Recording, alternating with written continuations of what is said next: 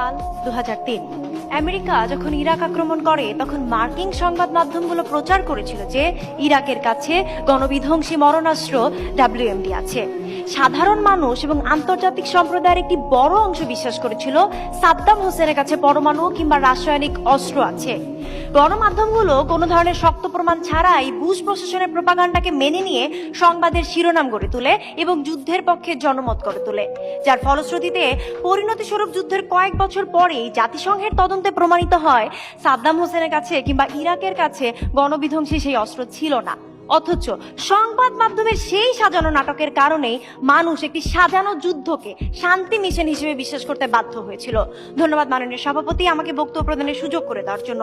আমার এই উদাহরণটি আজকে স্পষ্টভাবে এটি প্রমাণ করে দিয়ে যায় আমরা এমন একটি প্রেক্ষাপটে দাঁড়িয়ে আছি যেখানে সংবাদ মাধ্যমগুলো আমাদের মানসিকতাকে, আমাদের সামাজিক অবস্থাকে প্রতিনিয়ত নিয়ন্ত্রণ করে যাচ্ছে এবং আমাদেরকে এক নিষ্ক্রিয় দর্শকে পরিণত করছে।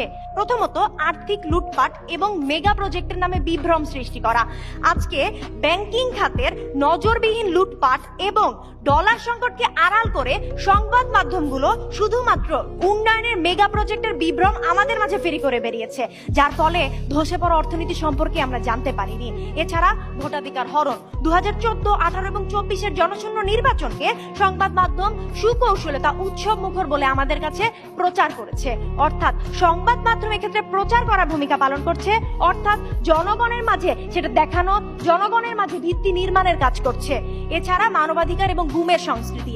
আজকে কোন মানুষজন গুম হচ্ছে, কোন মানুষজন নিখোঁজ হচ্ছে তাকে সংবাদ মাধ্যমগুলো শুধুমাত্র পারিবারিক কলহ বলে আজকে আমাদের মাঝে প্রচার করছে, যার ফলে এই যে তনু, তকি, ইলিয়াস আলী এবং সাগর রুনির হত্যা মামলার আসল তথ্য আমরা জানতে পারছি না। কেন? কারণ আজকে সংবাদ মাধ্যমগুলো জানাতে পারছে না।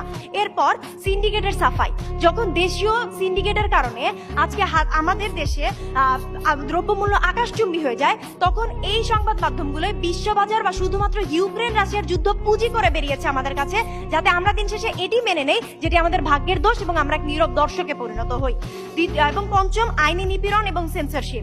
ডিজিটাল নিরাপত্তা আইনের অপব্যবহারের সময় লেখক এবং কিছু সাংবাদিককে এমনভাবে অপরাধের কাঠগড়ায় দাঁড় করানো হয় যে সাধারণ মানুষ ভয়ের জন্য সে অপরাধের প্রতিবাদের ভাষাই হারিয়ে ফেলে। 6, দৃষ্টিভঙ্গির পরিবর্তন। নিরাপদ সড়ক আন্দোলনে শিক্ষার্থীদের উপর হামলাকে আড়াল করে নওশোবা এর ভুল তথ্য নিয়ে সংবাদ মাধ্যম এত হুলস্থুল তৈরি করেছিল, আসল অপরাধী এই ঘটনার বাইরে চলে যায়। এবং 7 হচ্ছে ট্র্যাজেডির বাণিজ্যিকীকরণ।